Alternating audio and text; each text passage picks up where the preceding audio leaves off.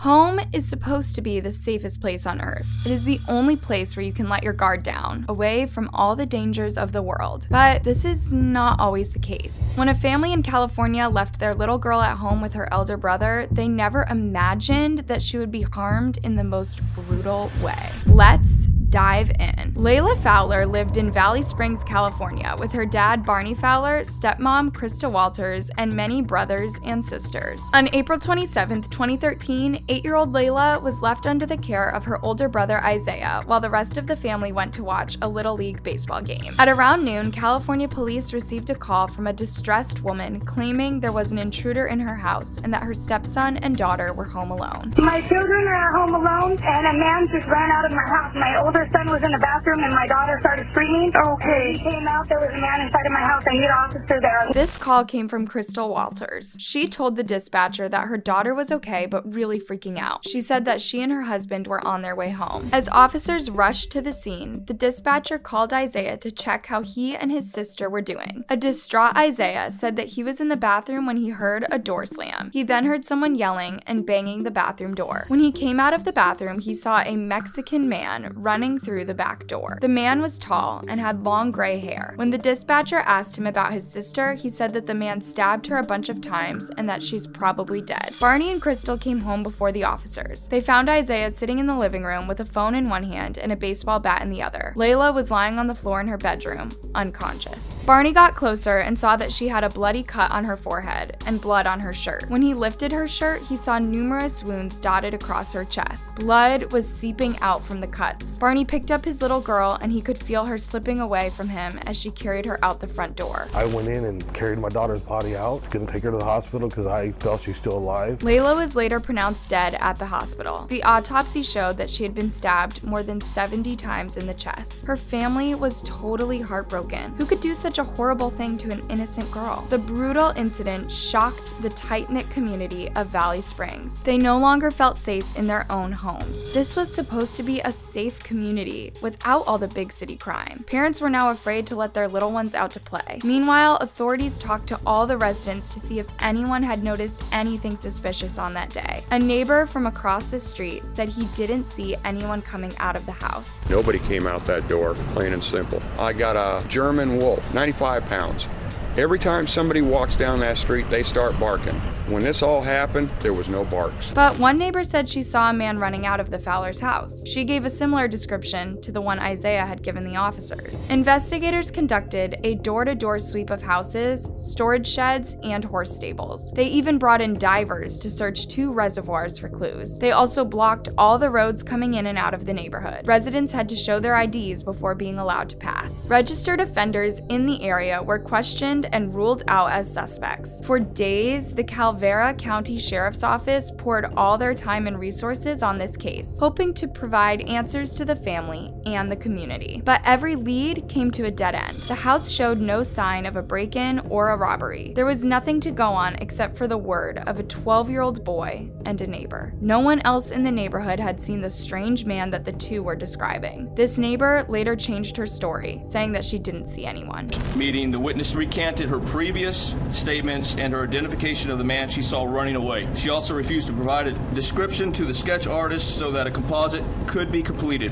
Investigation collected several knives in the house to see if any of them was used in the crime. Meanwhile, a vigil was held for Leila at Jenny Lund School and was attended by hundreds of people. Some of Leila's former classmates wrote notes to her and hanged them at the fence outside the school. One note read, "Dear Leila, you were a fun person and very smart. I enjoyed being around you every minute." Leila's family had on white t-shirts with photos of Leila's smiling face plastered in front. Isaiah was especially devastated and hung on to his dad's arms. He said that he was not saying goodbye to Leila, but rather, "See you later." Up to this point, investigators had not considered Isaiah as a suspect, but they continued to talk to him as a witness. They interviewed Isaiah several times to try to get more information on what happened that day, but the more he repeated, the more it sounded weird. There were also some inconsistencies in his story. In his first statement, Isaiah said that the man was yelling and banging the bathroom door, but later he said that he just heard yelling, and the man said, "Hey, I know you're in here, come out," and then he heard Leila screaming. He said that he opened the door to the bathroom to see the man running away, and that he followed him to the door, but then realized that his sister might need help. He stopped, turned around, and ran towards his sister's room, grabbing a knife from the kitchen counter, just in case there's anyone else. When he reached the bedroom, he saw his sister lying on the floor, her shirt covered in blood. According to him, he dropped the knife and then picked it up before returning to the kitchen and calling Crystal. These are details that he had not provided before, and the officers found it rather suspicious. In another interview, he said that he did not enter Leila's room, but rather stood at the door. But on the day of the incident, the officers had seen some blood on Isaiah's forearm. So how did he get the blood if he never went anywhere near his sister? That and the fact that they found a blood-stained shirt in Isaiah's room made detectives believe that Isaiah could have harmed Leila and then lied about the intruder. Furthermore, a steak knife, which investigators believed to be the used weapon, had been thoroughly washed, though there were traces of human blood. If the evidence happened as Isaiah claimed, why did the intruder wash the knife and return it to the drawer? Though he maintained that he was innocent and stuck to his story of the intruder, Isaiah was arrested and charged with second-degree homicide. Everyone was shocked by this turn of events. How can a 12-year-old boy be capable of such a horrifying crime? They had seen Isaiah grow up,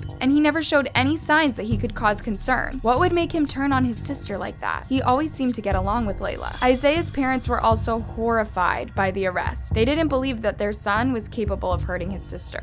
If I turned my back on him right now and he's innocent, how much more would that hurt him? Right or wrong, I've always stood by my children. During the trial, the prosecutor said that Isaiah had stabbed his sister, then cleaned himself up before calling for help almost an hour later. She said Isaiah was unusually calm when talking to the police dispatcher, and that he waited 1.5 minutes to report that his sister was hurt. The most distressing part of the trial came when photos of Leila's remains were displayed for everyone to see. A pathologist testified that most injuries were small poking wounds, and it was as if someone was trying to intimidate her before finally finishing her off. If an intruder had broken in and brutally hurt Leila in the small amount of time that Isaiah described, it was doubtful that he would have inflicted such injuries. A forensics investigator also testified that they found traces of blood at the kitchen sink and the door connecting the kitchen to the garage. He also said that the bedroom was much cleaner than the rest of the house. He stated that Leila was attacked on the top bunk bed, but Leila somehow ended up across the room on the floor. There were no bloody footprints to suggest that she had walked there. So, how did she get there? Investigators believed that someone either carried her or threw her from the bed. The prosecution ended their case by saying there's no evidence to support